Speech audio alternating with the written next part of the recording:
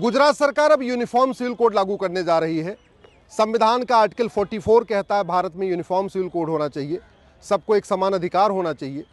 उत्तराखंड के बाद गुजरात सरकार भी उसे लागू करने जा रही है। फायदा क्या होगा? फायदा ये होगा कि जो विदेशी कुरीतियां हैं वो खत्म होंगी। फायदा ये होगा कि जो महिलाओं के खिलाफ बहुत सारे अत्याचार होते हैं वो कम होंगे। यूनिफॉर्म सिविल कोड लागू होने से गुजरात में बाल विवाह सबके लिए अपराध हो जाएगा, बहु विवाह करना सबके लिए अपराध हो जाएगा, हलाला एक गंभीर अपराध हो जाएगा, मुताह भी एक गंभीर अपराध हो जाएगा, मिस्यार भी गंभीर अपराध हो जाएगा। भारत में जो कुरीतियां आई उनके खिलाफ कानून बना, उनको अपराध घोषित किया गया कानून बना के। सती प्रथा भारत में कुरीति शुरू हुई तो कानून बन गया, छुआछूत कुरीति शुरू हुई तो कानून बना। लेकिन जो कुरीतियां मुगलों के साथ में आई थी उन कुरीतियों को खत्म करने के लिए कानून नहीं बना। तो जब यूनिफॉर्म सिविल कोड आएगा तो गुजरात में भी तलाके हसन देना अपराध हो जाएगा, तलाके एहसन भी अपराध हो जाएगा, तलाके बाइन भी अपराध हो जाएगा, तलाके किनाया भी अपराध हो जाएगा।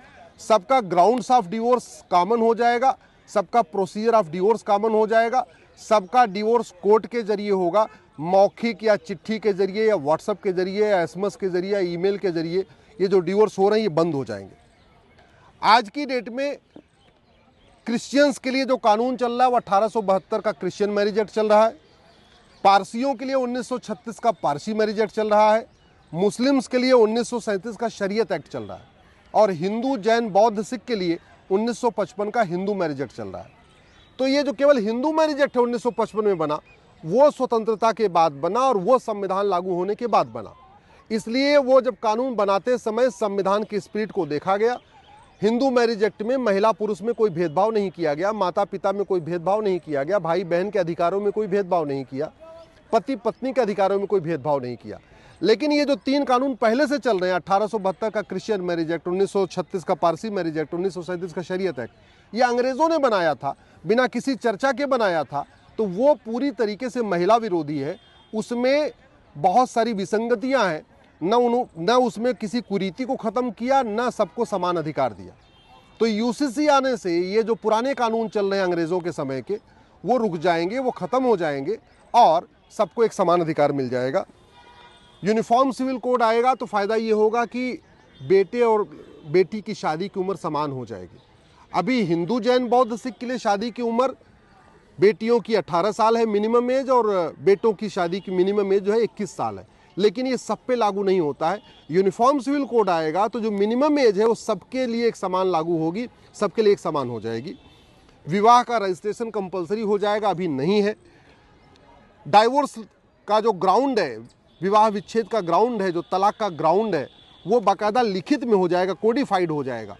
अगर कोड होने पे डिवोर्स होगा, नपुंसकता के आधार पे डिवोर्स होगा, बाझपन के आधार पे डिवोर्स होगा, जो भी होगा वो कोडिफाइड हो जाएगा, सबके लिए लिखित में हो जाएगा। उससे अलावा आप डिवोर्स नहीं दे पाएंगे, चाहे वो मानसिक क्रूरता के आधार पे हो या जिसके आधार पे हो। डाइवोर्स का प्रोसेस एक समान हो जाएगा। फिर ये जितने बाहर चलते हैं ना, कोर्ट के बाहर वाले तलाक, वो बंद हो जाएंगे। सबको कोर्ट जाना पड़ेगा, कोर्ट के जरिए होगा, फैमिली कोर्ट के जरिए होगा। गुजारा भत्ता का फार्मूला सबके लिए एक समान हो जाएगा। गुजारा भत्ता किसको मिलेगा, किसको नहीं मिलेगा, वो भी एक जैसा हो जाएगा। गोद लेने की प्रक्रिया सबकी एक समान हो जाएगी। गोद लेने का अधिकार सबको बराबर मिल जाएगा, अभी सबको नहीं है। हिंदू, जैन, बौद्ध, सिख में पत्नी को है गोद लेने का अधिकार, लेकिन बाकियों में गोद लेने का अधिकार नहीं है। इसी तरीके से विरासत का अधिकार, जो माता पिता की प्रॉपर्टी में अधिकार मिलता है, वो भी बेटे बेटी को एक समान हो जाएगा, पति पत्नी को एक समान हो जाएगा। वसीयत का अधिकार भी सबको एक समान हो जाएगा। सबसे बड़ी बात, एक पति और एक पत्नी का नियम सब पे लागू हो जाएगा। इतना ऑलरेडी उत्तराखंड में हो चुका है। मैं गुजरात सरकार से मांग करूंगा कि जो यूसीसी बना रहे हैं उसमें हम दो हमारे दो भी लागू कर दें। फिर अलग से जनसंख्या नियंत्रण कानून नहीं बनाना पड़ेगा। और ज़रूरत भी है इस समय, क्योंकि जनसंख्या विस्फोट के कारण बहुत सारी समस्याएं हो रही हैं। संविधान निर्माताओं ने 1948 में इस पर चर्चा किया था, यूनिफॉर्म सिविल कोड के ऊपर। 23 नवंबर 1948 को इस पर चर्चा शुरू हुई। और फिर संविधान निर्माताओं ने कहा कि चूंकि भारत का विभाजन मजहब के आधार पर हो चुका है, जिसको मजहबी कानून चाहिए था वो ऑलरेडी पाकिस्तान जा चुके हैं। जो लोग भारत में हैं इनके लिए अब मजहब के आधार पर कोई अलग से स्कीम नहीं होगी। न मजहब के आधार पर नियम होगा, न मजहब के आधार पर कानून होगा, न मजहब के आधार पर कोई बोर्ड होगा, न मजहब के आधार पर ट्रिब्यूनल होगा।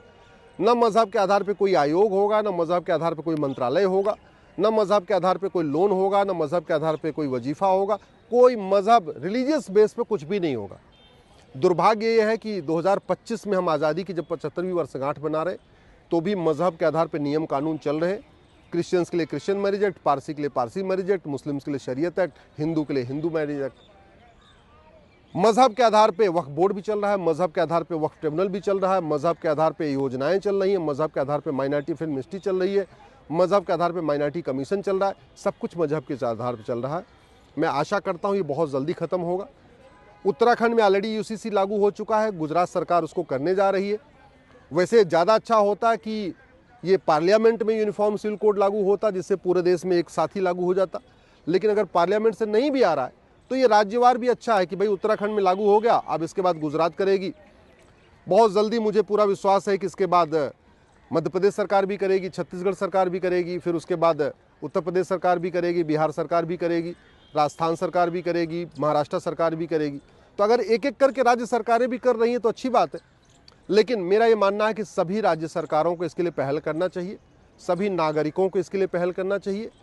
भारत का संविधान कहता है कि सब एक समान है, सबको समान अधिकार है, सबका समान कर्तव्य है, तो कानून भी सबके लिए एक समान होना चाहिए, मजहब के आधार पर बिल्कुल नहीं होना चाहिए है। और ख़ास तौर पे कुरीतियों और कुप्रथाओं को मजहब के आड़ में इसको आप जस्टिफाई नहीं कर सकते हैं। जो कुरीतियाँ मुग़ल काल में आईं उनको ख़त्म करना ज़रूरी है, और वो तभी ख़त्म होगा जब यूनिफॉर्म सिविल कोड होगा। अब उत्तराखंड सरकार ने बाकायदा, गुजरात की सरकार ने 5 सदस्यीय समिति बना दिया है। जस्टिस रंजना देसाई इसको हेड कर रही हैं। अच्छी बात यह है कि जो उत्तराखंड सरकार ने बनाई थी कमेटी, उसको भी जस्टिस रंजना देसाई ने हेड किया था। तो उनको एक तरीके से पूरा इस पर रिसर्च उनके पास में है, पूरा डॉक्यूमेंट उनके पास में है, सारा वो ऑलरेडी काम कर चुकी हैं। इसलिए गुजरात की सरकार ने इस कमेटी को केवल 45 दिन का टाइम दिया है, 1.5 महीने का टाइम दिया है। 45 दिन में जस्टिस रंजना देसाई की अपनी रिपोर्ट आ जाएगी, उसके बाद गुजरात सरकार उसको विधानसभा में टेबल करेगी। तो हमें पूरा भरोसा है कि 2025 में गुजरात में भी यूनिफॉर्म सिविल कोड लागू हो जाएगा, और भारत में उत्तराखंड के बाद गुजरात दूसरा राज्य होगा जो यूनिफॉर्म सिविल कोड लागू करेगा। और जब इन 2 राज्यों में आ जाएगा तो ये भी हो सकता है कि कल को फिर बाकी राज्य लाएं और सीधे सीधे इसको पार्लियामेंट में इंट्रोड्यूस करके पार्लियामेंट से सीधे पास करा दिया जाए और पूरे देश में लागू हो जाए।